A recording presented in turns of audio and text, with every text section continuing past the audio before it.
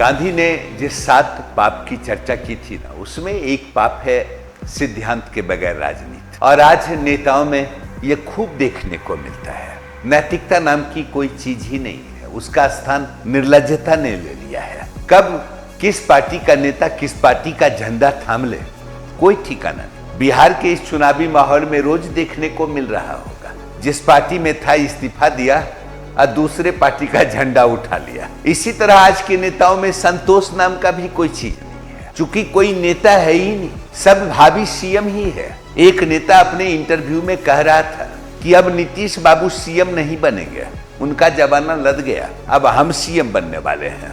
और एक नेता तो जोर शोर से ये बयानबाजी करता हुआ दिखा कि भाई हम उप सीएम बने। अरे इसमें भी कोई कहने वाली बात है क्या? शुभ शुभ बोलो यार, हम हैं, सरकार बनाएंगे, डिप्टी सीएम बनेंगे, ठीक है। ये अलग बात है कि वो अपने बूते एक सीट नहीं जीत सकता, लेकिन दावा उप सीएम बनने का है। ईमानदारी और सच्चाई तो जैसे विलुप्त ही हो गया है। झूठा वायदा करना नेताओं की फितरत बन गई है। यही काबिलियत है, क्योंकि ये मालूम है वो बोलो ये जनता सुनना चाहती है, वही अच्छा नेता है। तो झूठा ही सही, लेकिन बोलो तो। जो नेता ये वायदा कर रहा है कि वो बिहार को अपराध मुक्त बनाएगा, धड़ल्ले से अपराधियों को टिकट दिए जा रहा है।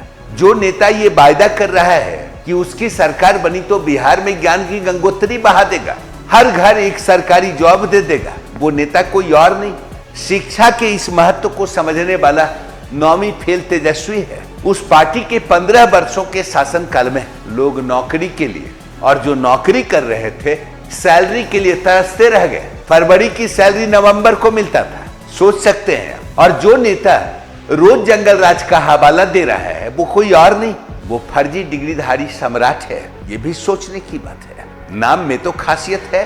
जो नेता भ्रष्टाचार मुक्त बिहार बनाने का वायदा कर रहा है वो एक घोटाले का सजा याफ्ता है और दूसरे की तैयारी कर रहा है। नेता और जाति का रिश्ता तो बड़ा निराला है।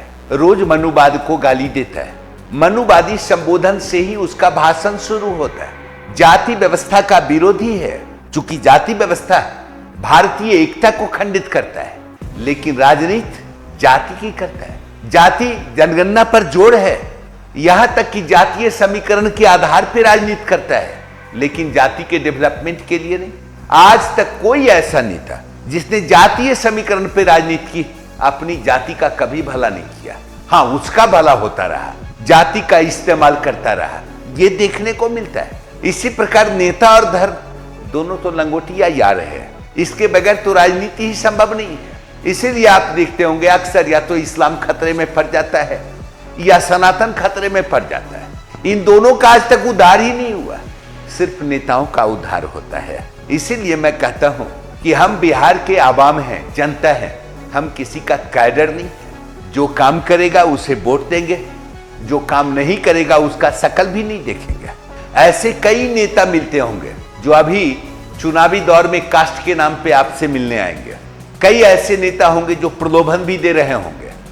ऐसे नेता को तो कभी गलती से भी वोट नहीं देना चाहिए। आप उसे वोट दें जिसके काल में आपने वर्क देखा है, जो आपके बीच वर्क करता है, जिससे आप रूबरू हैं, अपनी समस्या को उस तक पहुंचा सकते हैं, इस उम्मीद के साथ कि समस्या का समाधान करेगा, न कि इसलिए कि भाई हम राजद का झंडा उठा लिए और कोई कहे हम बीजेपी का झंडा उठा दिए और कोई कहे जदयू का झंडा उठा लिया। नहीं, जब तक आप व्यक्ति विशेष की क्वालिटी पे वोट नहीं करेंगे ना, तो पार्टी के लोग अच्छे लोगों को कभी टिकट देंगे ही नहीं। इसलिए अच्छे लोग जीत कर आए, अच्छे लोगों की सरकार बने, ये निर्भर हम आवाम के इस प्रयास का बनता है कि हम कैसा प्रयास करें। धन्यवाद, थैंक यू।